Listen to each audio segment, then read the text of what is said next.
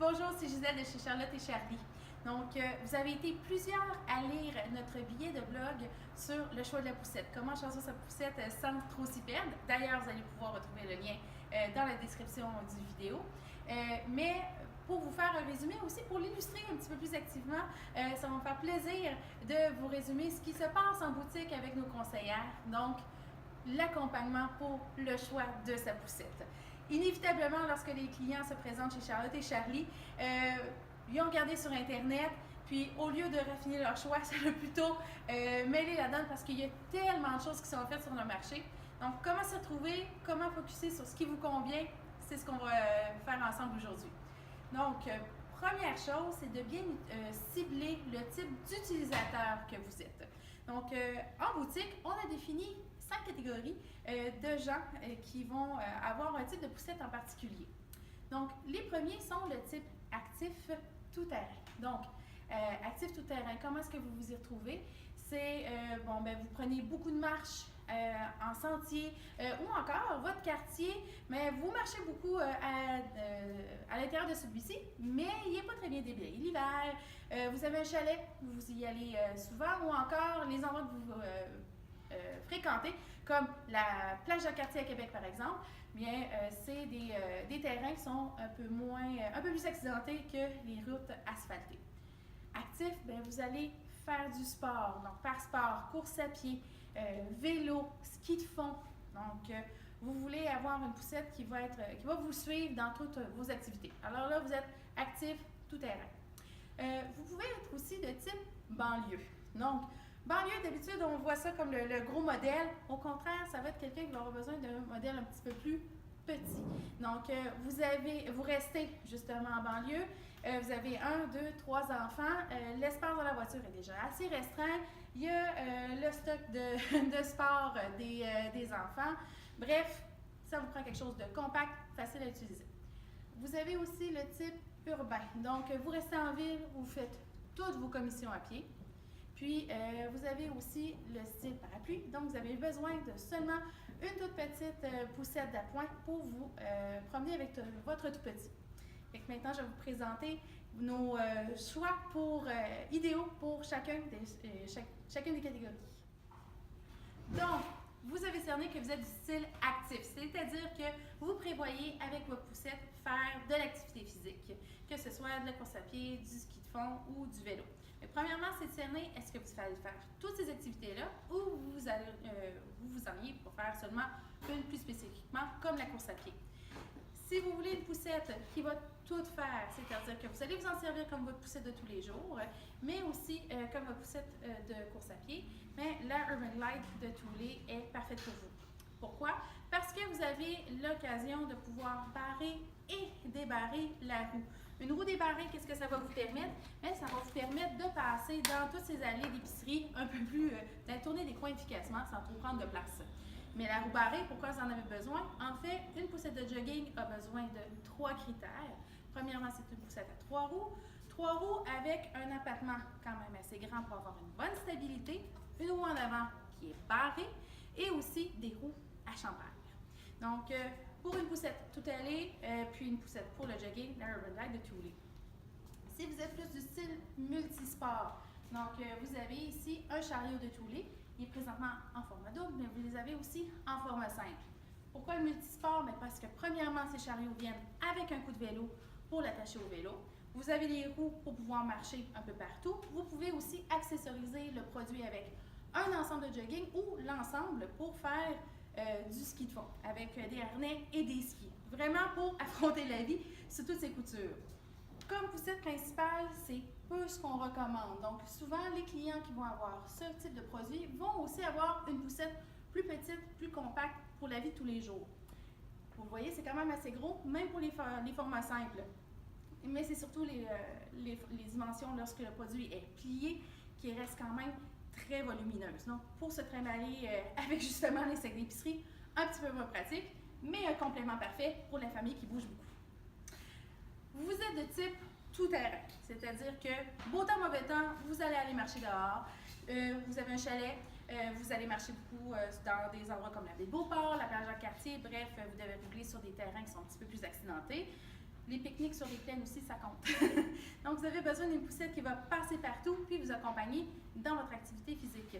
Donc, les poussettes telles que la Fox de Bougaboo, la Indy de Bumble Ride et puis la Sleek de Thule sont toutes pour vous.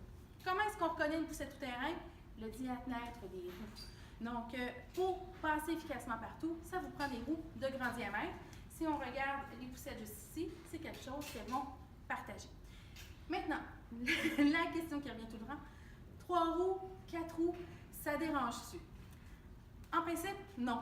Donc, si vous n'allez pas en très grand sentier avec des racines tout partout, 3 roues ou 4 roues, vous allez bien circuler en hiver comme en été.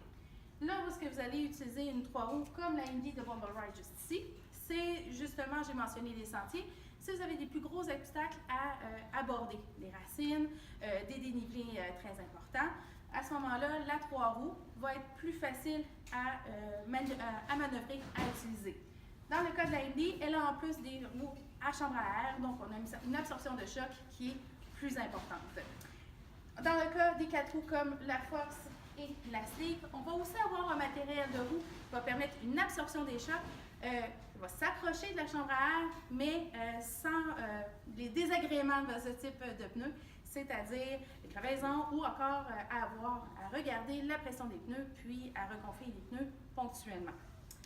Entre ces poussettes-ci, qu'est-ce qui va motiver le choix? Mais premièrement, oui, l'esthétique, on s'en sort pas, mais après ça, c'est le type de fonction que la poussette va offrir. Par exemple, le type de coquille qui va convenir avec les poussettes, avec lesquelles il va y avoir une compatibilité.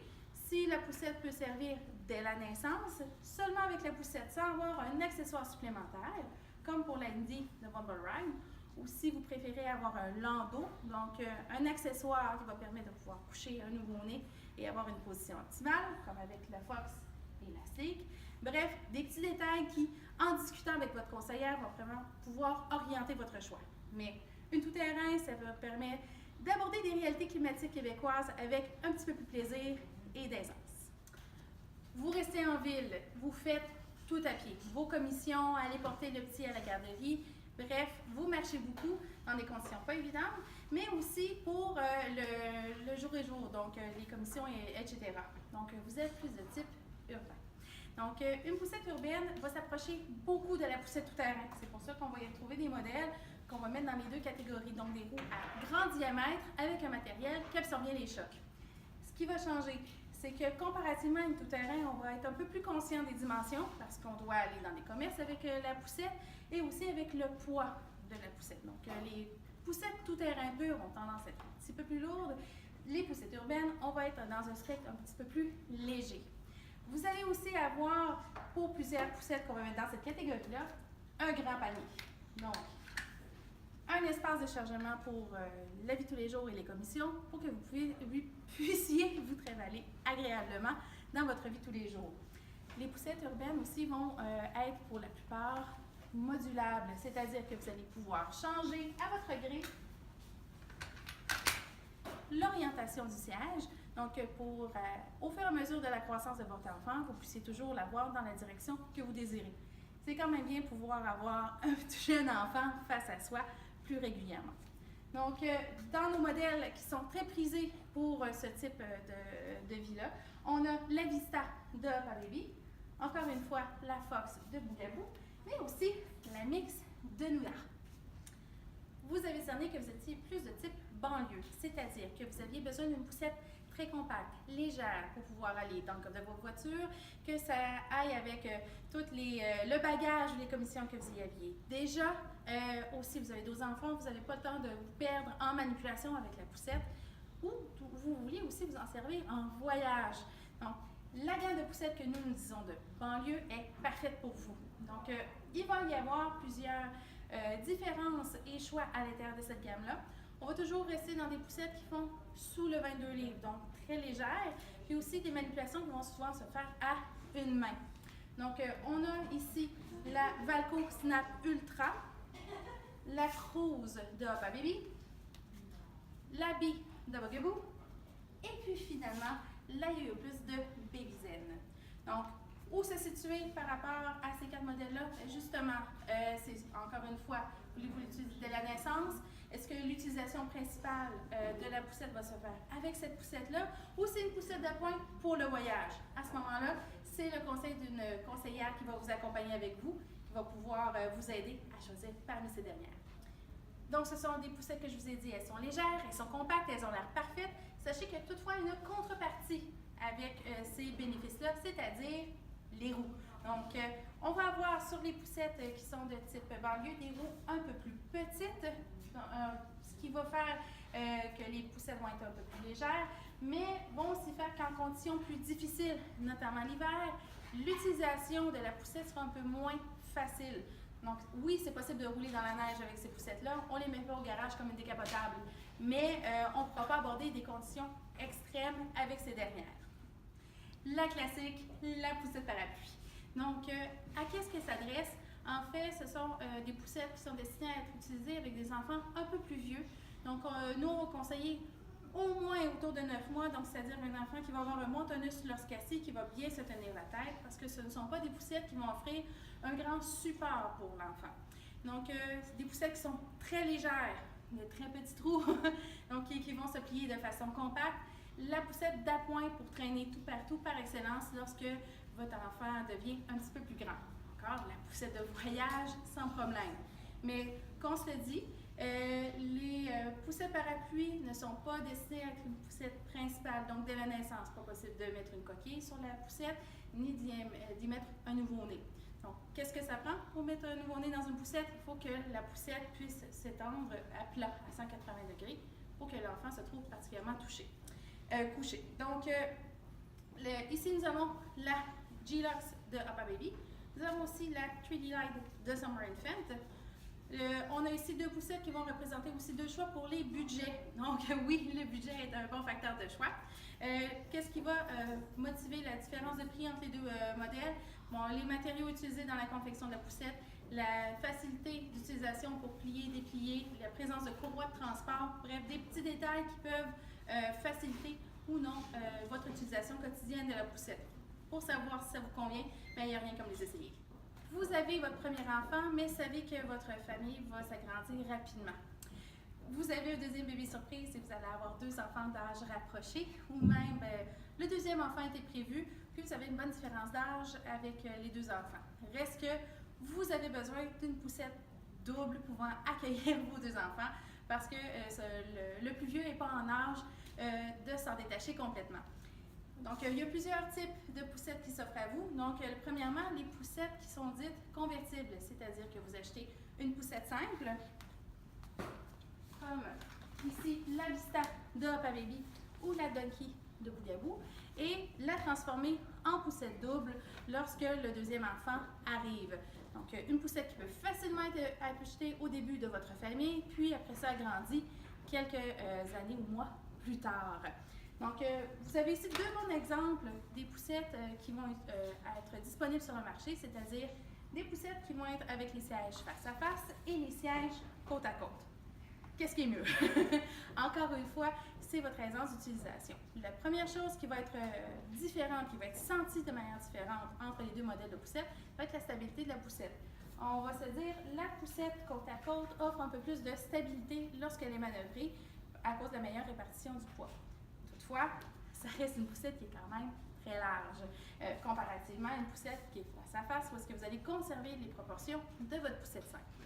Donc, aussi, un autre bon avantage, si vous avez des enfants qui sont très rapprochés en âge, les poussettes côte à côte vont pouvoir vous permettre d'avoir vos deux enfants face à vous lorsque vous allez l'utiliser, au lieu d'avoir un deuxième enfant qui va être un peu plus caché. Donc, côte à côte, face à face, c'est à vous de venir l'essayer, mais aussi, n'hésitez pas à amener votre plus vieux pour qu'il embarque à l'intérieur de la poussette pour voir si ça lui convient. Mais, ici, j'ai mentionné où est-ce que des situations où est-ce que les deux enfants devaient être à l'intérieur de la poussette.